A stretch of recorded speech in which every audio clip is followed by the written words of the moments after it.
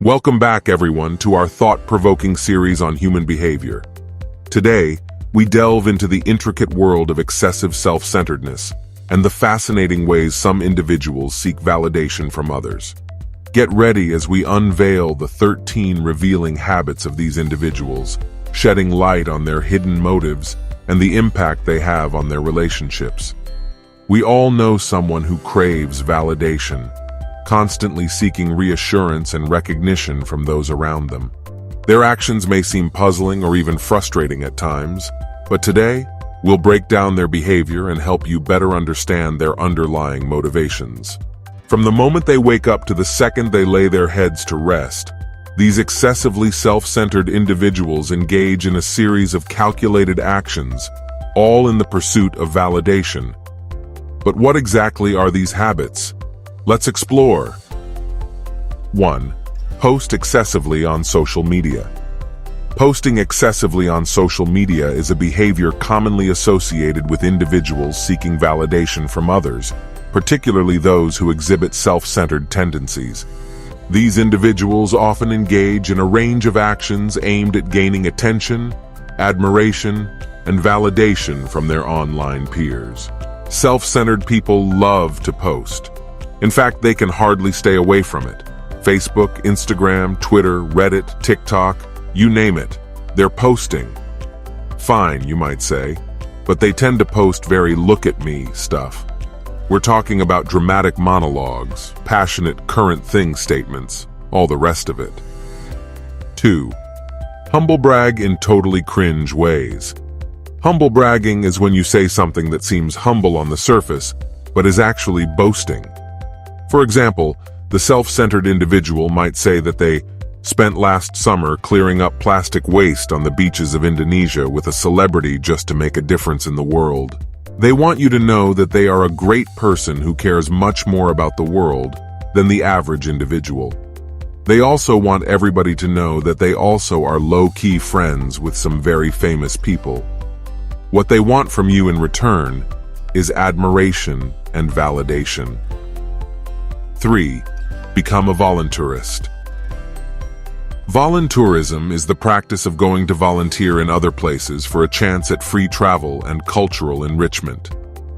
Having volunteered near Russia for a year in a small village, I met various other volunteerists in my program. Westerners who didn't care about the actual project and were just there to have fun and party with other Westerners while using the diversity and exoticism of the local culture and people as a fun backdrop to show their friends back home. There are also committed people who are actually interested in the local culture and making a difference instead of imposing their own norms and desires on people.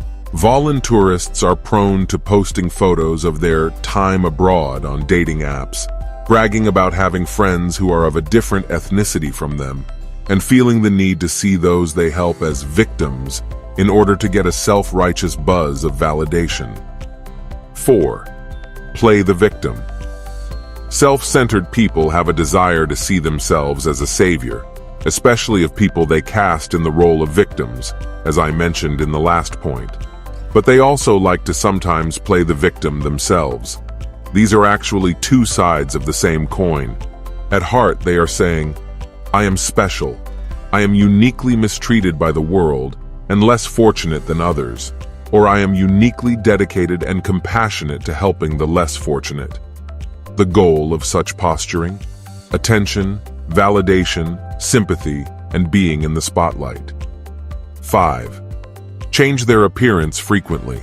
It's nice to change your look now and then, and if you work in an industry that relies on image such as modeling, politics, or broadcast media, it may even be connected to your work. But this is also one of the habits of very self-centered people.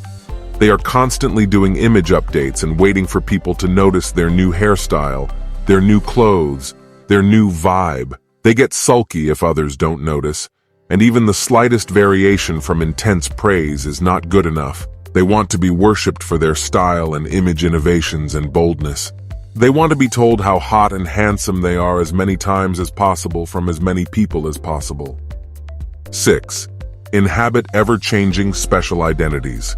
On a related note, The self-centered individual will often try on different identities for size. One day they are this sexual orientation, the next day they are another one.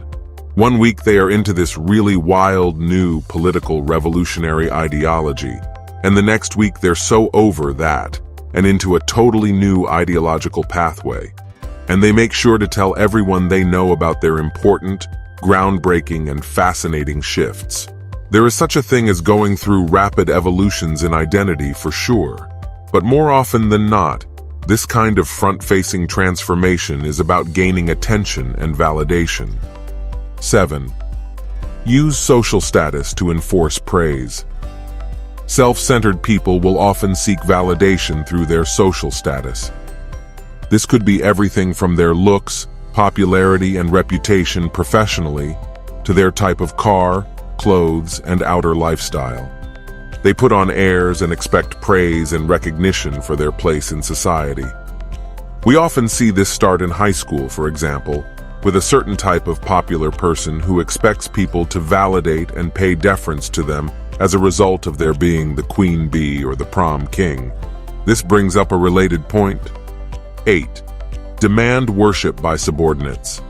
We've all had those higher-ranking people at work, or even sometimes in a family context, who demand validation and praise. These are the worst kind of parents, the worst kinds of bosses. They use their position of authority financially, familially, or even emotionally to get validation and attention. This is pretty much the definition of a captive audience. You can't exactly tell your supervisor that her new idea is actually not very smart and won't work. So instead, you say it's very interesting and nod and smile. This brings up the next thing that egotists do to get validated. They pay for it. 9. Throw their money around. We've all been in situations where somebody with money is throwing it around or using their spending power to lord over other people. It's easy to dismiss it as immature or toxic behavior, but when this is somebody close to you, or even somebody you may be in a relationship with or connected to on a personal level, it's much harder. The truth is that having a lot of money absolutely does bring a lot more power both socially and psychologically. That's why insecure egotists who want to be noticed and validated will often flash their cash around and expect you to fall in line in return for them being generous or helping out with money. 10. Gossip and trash talk others. One of the cheap and dirty ways to get validation from others is by trash talking people among friends or colleagues. The self-centered person may gang up by gossiping or talking poorly about another person. They will often do this in order to seek the validation of agreeing in a group that this other person is a loser, weak, or pathetic in some way. In such a fashion, they draw a default parallel with themselves, since at least they aren't a loser like the person they're gossiping about. It's very low behavior, to say the least. 11. Start fights and demand attention. Self-centered people tend to seek validation at any cost. If they're not getting it from placing themselves in an admirable role of some kind, they are willing to also play the villain in a victim-like way. How dare you say that? Do you know who I am? These are the calling cards of an egotist starting a fight to get attention. They want everyone to recognize how special and noteworthy they are, and have that said out loud. 12. Give constant advice. Giving advice can be done in an empowering and genuine way, but for the narcissistic person, it's usually a way of feeling superior and placing themselves in the spotlight. Any struggle or confusion other folks are going through will be framed by them as something they already conquered or find negligible. They will always have the correct advice and be purer, better, smarter, and wiser than those around them. They also expect to be thanked humbly for any advice given as if it's gold nuggets dropping out of the heavens. 13. Put others down for not being at their level. Very self-centered people will often put others down for not being at their level and demand that they be recognized for their special talents and accomplishments. Sometimes the self-centered person really is very accomplished and praiseworthy in certain ways, so it's not necessarily that it's fake. The issue is more the resentful attitude and feeling the need to receive more validation and attention than others. When dealing with extremely self-centered people, it's easy to overreact and feed into their narcissistic cycle. The various forms of validation-seeking and attention-seeking that egoists indulge in can certainly be frustrating, especially when they blame you for not responding in the way you would like. The solution is to minimize how much time you spend around such people, if possible. If you have no choice, gently remind them that you exist too, and that you are busy and have your own priorities and problems right now.